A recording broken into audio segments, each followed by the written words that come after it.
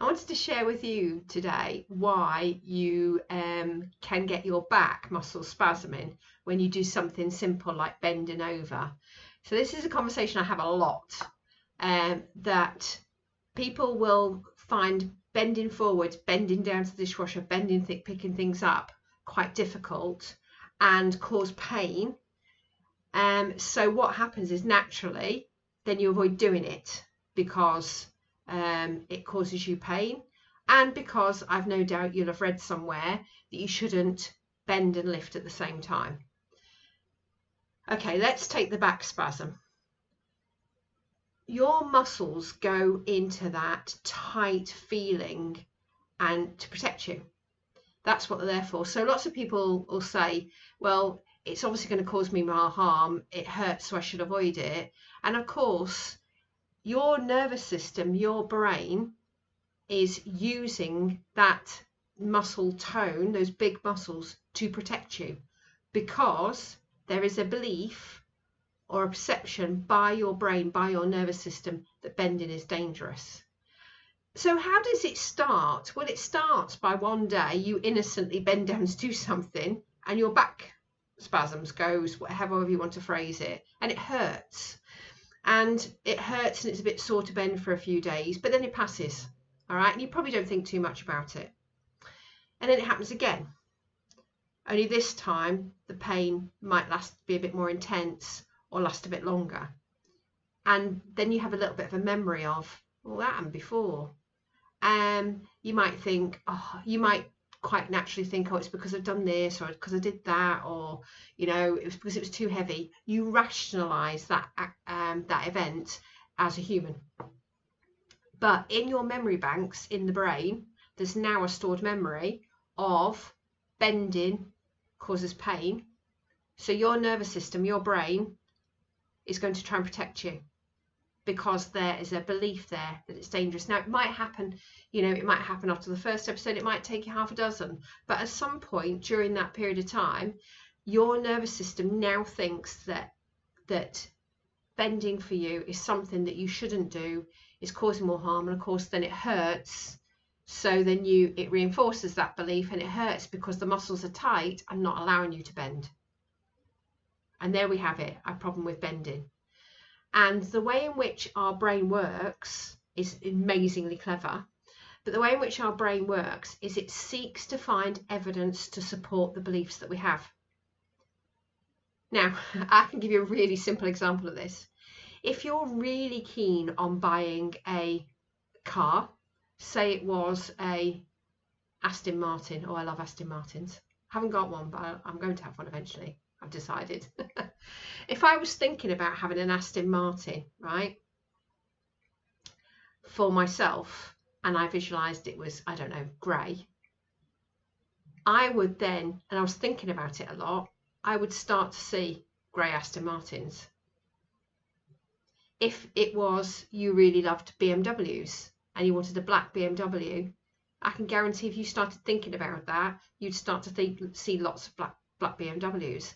It's not because there's suddenly an increase in them, it's just the fact that the brain receives billions of bits of information every second, and it just can't possibly process all of that information. It processes a very small percentage of it. So what it does is it relies on your thoughts, your beliefs, your goals, all right, your ideas that are predominant in front of you, that matter the most to you. It will look for evidence to support or find information to help you with a decision towards a goal or so on. So what do we do when our back hurts is we Google, Dr. Google, back bending, is it dangerous? Back bending, will it cause me harm? What's the cause of back pain when I bend? So you'll see lots of feedback about bending being dangerous. So what it does is it reinforces to your brain again that that's a dangerous, threatening to do. Okay, so it becomes a very ingrained belief and a very ingrained pattern. So when you go to bend, even if you think I am safe to bend, my back's not hurting, your body will go into automatic pilot, right, and just create the muscle spasm as you go to move. It knows immediately we're going that direction, goes, oh, Guys, increase the tone. This is a move she's not supposed to do or he's not supposed to do. Let's give her some tightness. Let's stop that movement. Let's stop it. So even if you don't believe that, it's a pattern learned, because that's how human bodies do. I mean, how many times have we all driven on a familiar route and then got there and thought, God, I don't remember half that route? Or find yourself brushing your teeth in the evening or in the morning without even thinking about it, because you're an automatic patterner. It's a pattern. It's a learned habit. All right, your brain will take the path of least resistance, and it doesn't need to engage lots of thought. You have these templates, these movement patterns, these habits that are laid down, that happen ingrained in us all the time. And that's what happens if you find that you're finding something like bending forwards with back pains becoming more and more painful and more difficult to do. So is the idea to avoid it because it's causing more harm? No. It's not. Bending is not dangerous, right? But it doesn't seem to say it doesn't hurt. There's a difference. So there are loads of little tricks that you can do, all right? But I think one of the first things I always get people to do is to stand with their feet hip width apart, weight centered in the middle, to allow the stomach muscles to relax, and then to just drop forward slightly, right? Just think about allowing yourself to passively go into that position. By that I mean let gravity do its job, because the moment you start to bend over, gravity acts on you and it will naturally encourage you to bend. The moment you can start to feel that pain coming on, instead of putting your hands on your thighs and walking yourself back up, which just reinforces more of that, is to stop in that moment. Make sure your weight's centered over the middle of your feet and let your stomach muscles go. Just completely naturally let it all hang out. And when that has passed, you have two choices. You can press your weight down into your feet and return back up into standing. Head comes up last, not first, okay? Because when your head comes up first, it makes the back muscles tighter, okay? Or you can think, right, can I go a bit further? And just allow yourself to bend a little bit further forward, all right?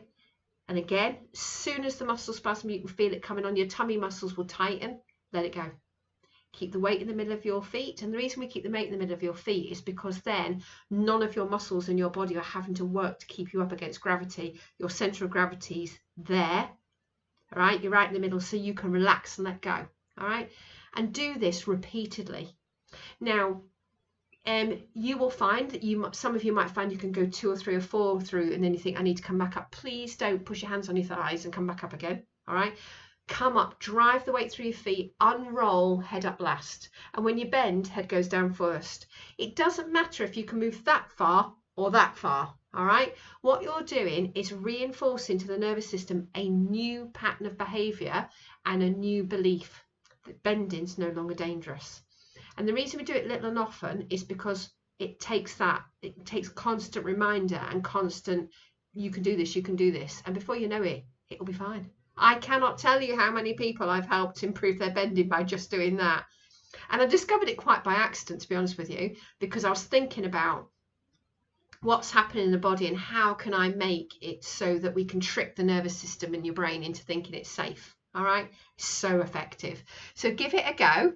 I hope that's helped you understand the muscle spasm with your bending, and the principle's the same for everything, but I thought bending was a good one to start with because I see it loads.